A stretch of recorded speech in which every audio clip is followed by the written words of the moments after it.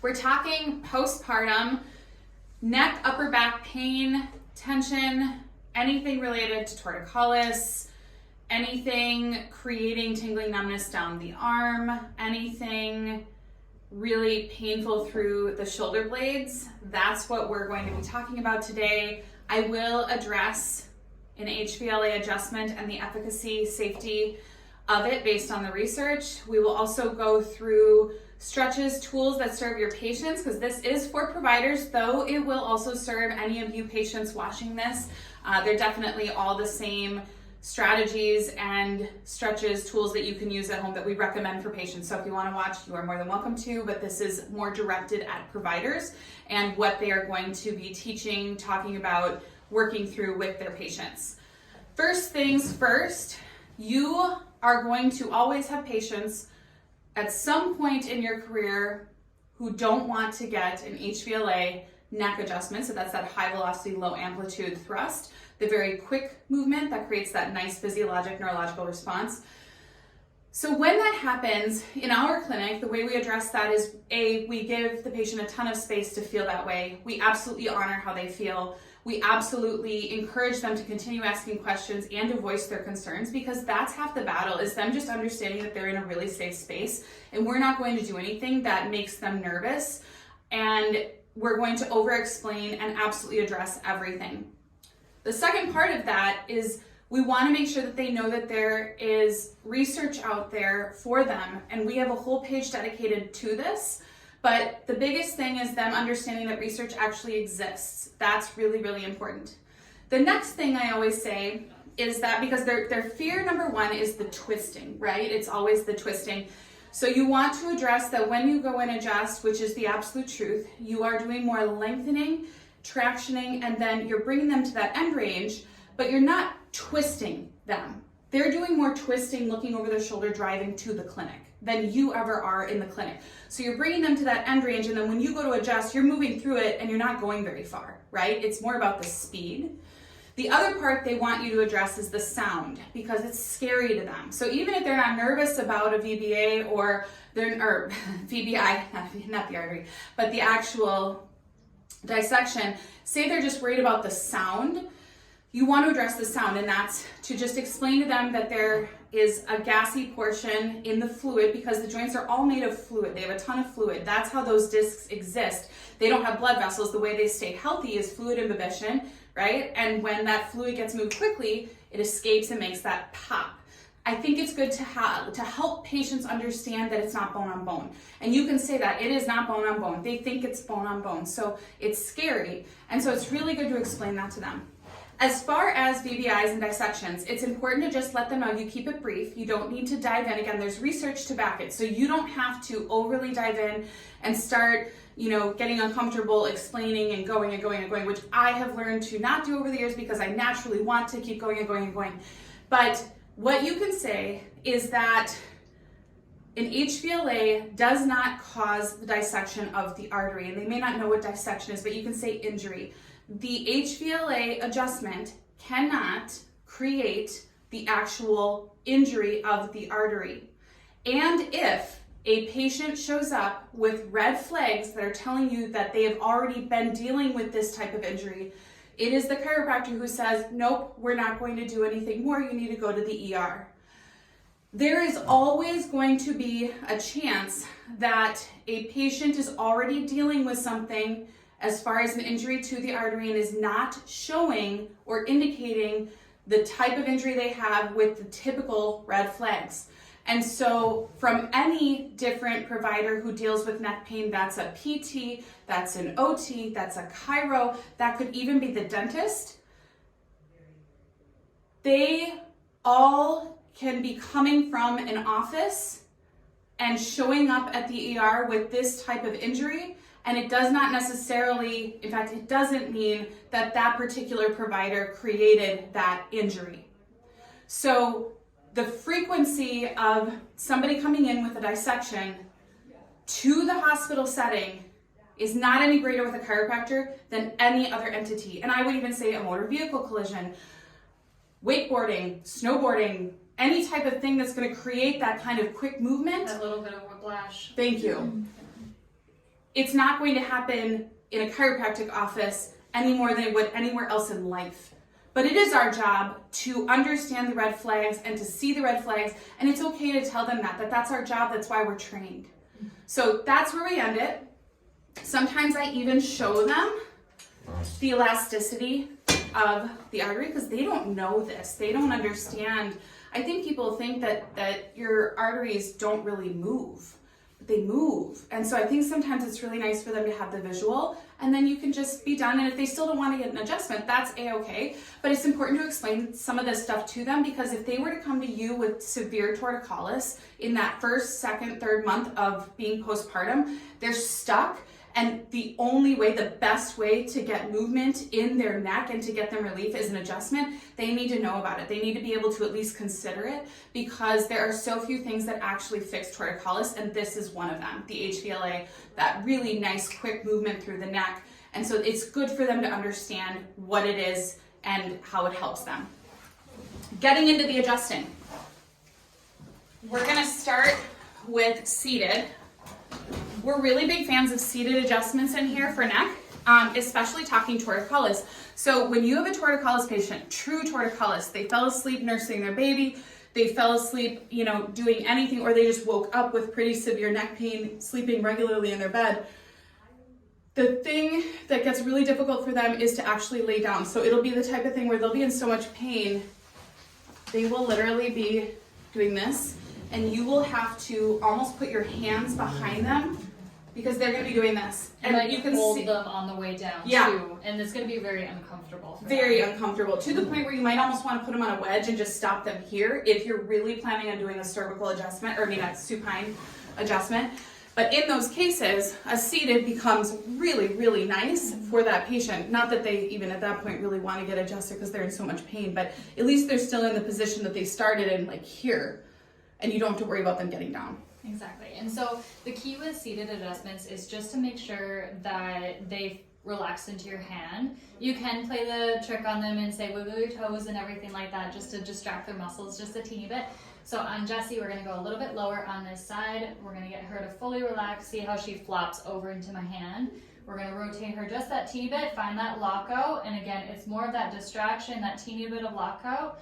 Because when she is shoulder checking, her head can go all the way over here, but we don't need to do that with adjusting. So here, and that quick little fine movement there, and that's your supine, or not your supine, your seated adjustment. And so it's just that little tiny rotation with it and more of that distraction, and it feels super, super, super nice when you are seated. I know I prefer to get seated adjustments with my cervical. I do too. Well. So I love them. And then when you're here, doing seated upper trap work is also magnificent because you're already set up to be behind the patient working on them. Yeah. We are going to show you what prone and supine adjusting looks like. Yeah, that'd be great. With patients who are postpartum, we will put them in fact, let's do this. Do you mind? Sorry, pop it up. We will have them in the pillow still because they are typically nursing still, and even if they aren't, their abdomen is still pretty tender, their pelvis is still pretty tender. You want to be careful with their bodies, with their chest tissue. You just want to be mindful of all of that. So we still like this pillow for our postpartum mamas, especially in that 4th trimester. So typically in here, we're going to be adjusting through. I love a good CT junction adjustment, especially for those postpartum mamas, because they're like this all day long, right, with their babies. And so in here, we basically compress right at that CT junction and then traction through. Love that adjustment. When patients are here, we're also looking at shoulder because they're postpartum. The mothers are postpartum. So we want to make sure that we're addressing the fact that they're rolled forward already. So we're really lengthening through that teres. So here I'll be on my patient pinning and stretching. And I usually have her activate as well as, me passively moving her arm. But this is a really nice setup for women. If for some reason you don't get this movement, because sometimes when they're in the pillow like this and you don't have the compression right underneath their chest, you're not going to get the movement that you want. This would become an anterior thoracic adjustment. Come on up.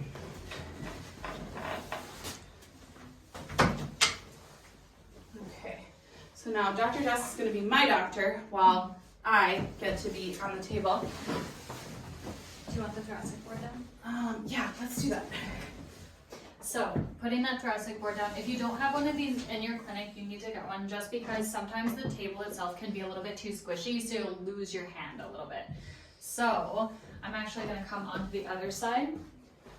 Jessie always has a sticky rib on that one side that we're going to move through. So, feeling it down her back, and we're going to just, I like to hold my hand flat. I know some people like to do that scrunch. This one, it does not feel great for my fingers, so I like to do open hand with this one.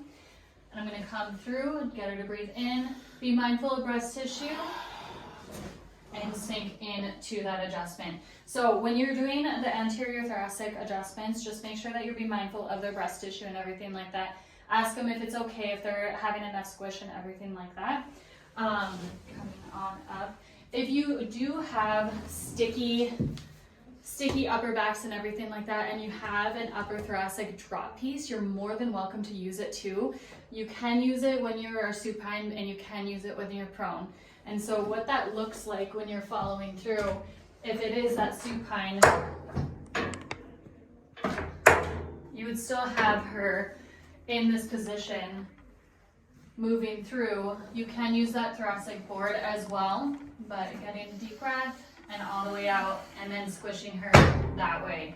So I did not follow through with that movement just because we already adjusted through that area. And so with the drop piece too, it can take off a little bit of that extra force per se, and it might feel a little bit comfortable for your patients as well. So just kind of play with what they feel and how their breast tissue and everything's feeling postpartum.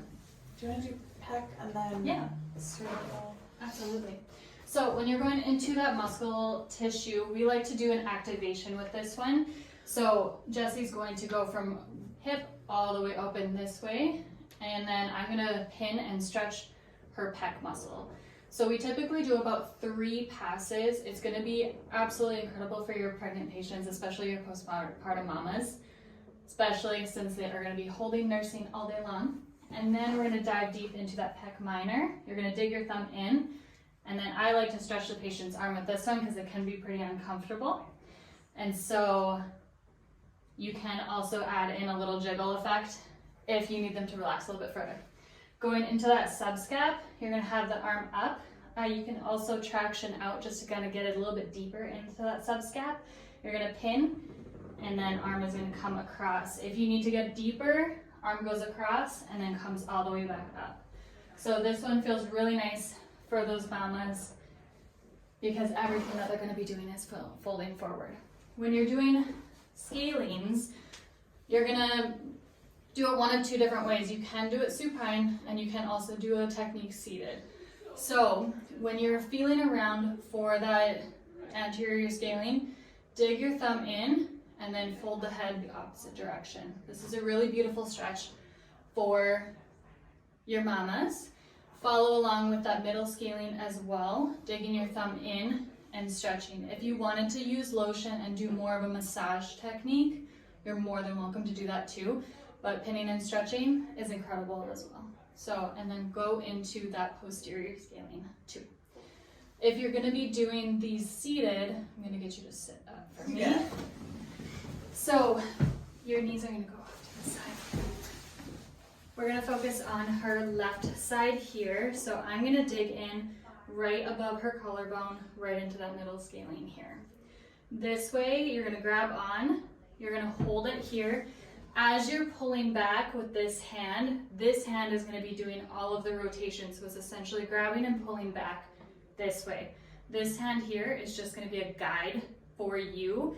As the muscle turns with it, you're going to guide up with your finger as well. So we're going to do all 3 under. So we're going to start with that anterior scalene. And Jessie, you are just going to fully relax and let me do all the turning. So it's super slow technique, but it works on those anterior breathing muscles, our accessory breathing muscles that we absolutely love to use that we perhaps shouldn't. And then as you follow up and rotate, at the end do a teeny impulse. The little tiny impulse this way. This hand here is just going to be a guide for you.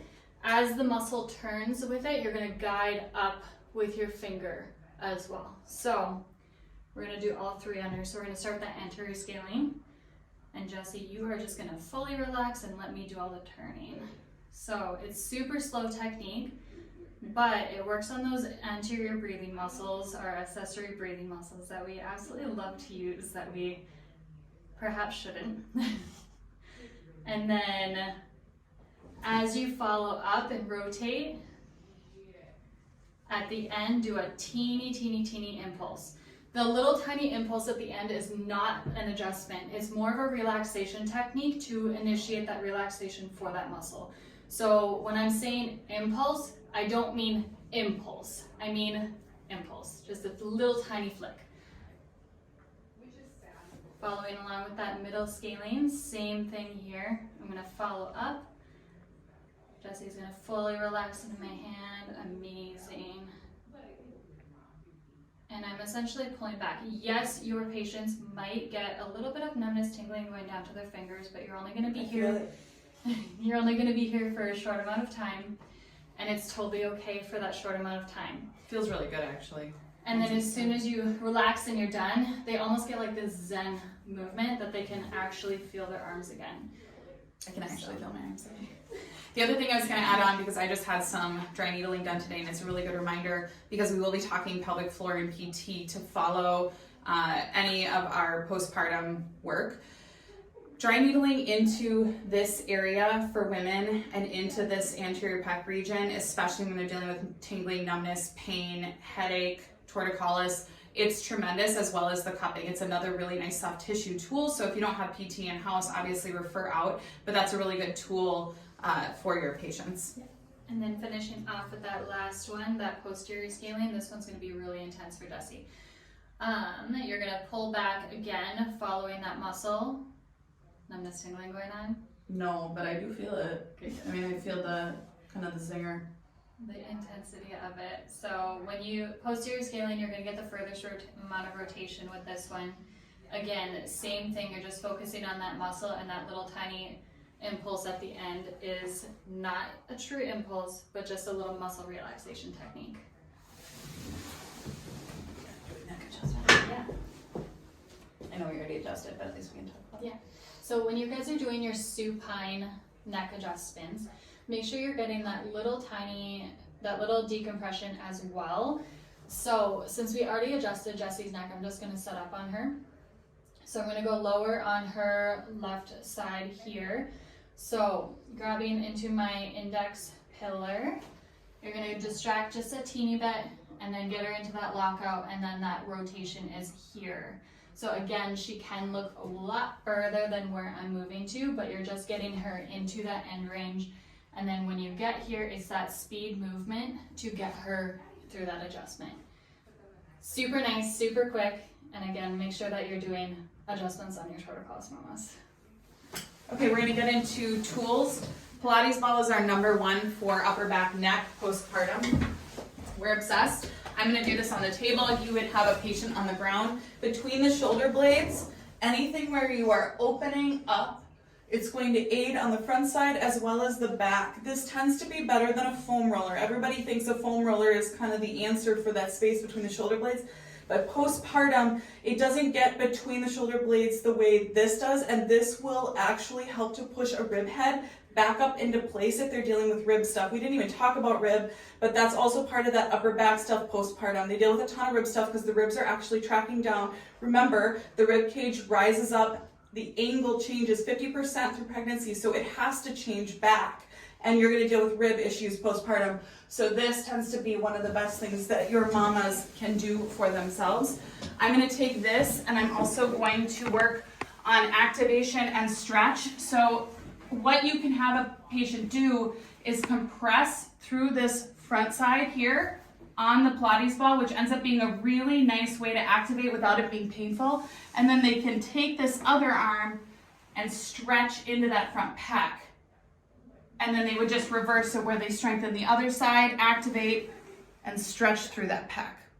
And that's a really great way for them to get both activation and stretch through that front body. Next, you're gonna take your Pilates ball, you're gonna do some chin tucks. So this is an amazing one when your parents are doing lots of driving in the car or anything like that. They have that headrest right behind them, so they don't even have to have an extra piece. They can do this right against the wall if they want to, but Pilates ball in the meantime is really amazing just because it provides a little bit of that traction. You can test how much force you're putting into it, more so rather than the wall. It's a lot softer. So coming in here, you're gonna tuck your chin, push back into that Pilates ball, and relax.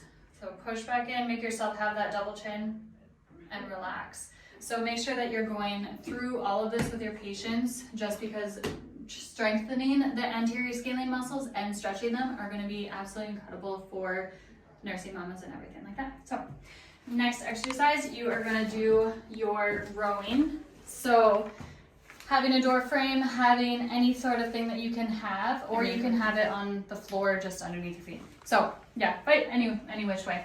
But make sure when your patients are doing this, roll your shoulders back and down, and then get them to punch into their tummies.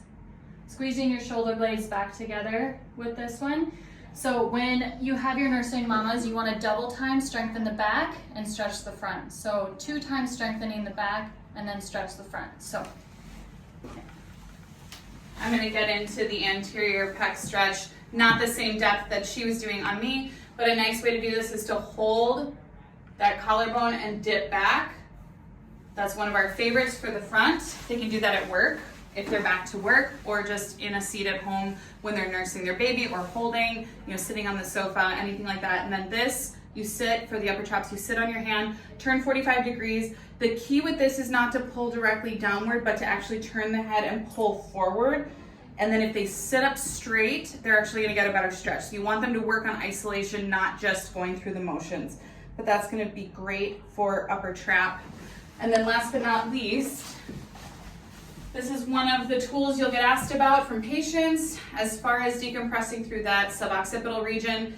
It just depends on the patient. There are variations of this tool out there. Patients will ask you. We always say it's worth trying, because if it's something that they like at home that they can be doing on the regular, it is great for decompressing through that suboccipital region, especially with all of the forward carriage they have with holding a baby. But again, you would just lay it back there while you're on the ground, or advise them to. It's definitely worth recommending for them to try. And that's it. That's all we got. if you have any questions, leave them in the comments below, but of course subscribe to our YouTube channel and follow for more videos.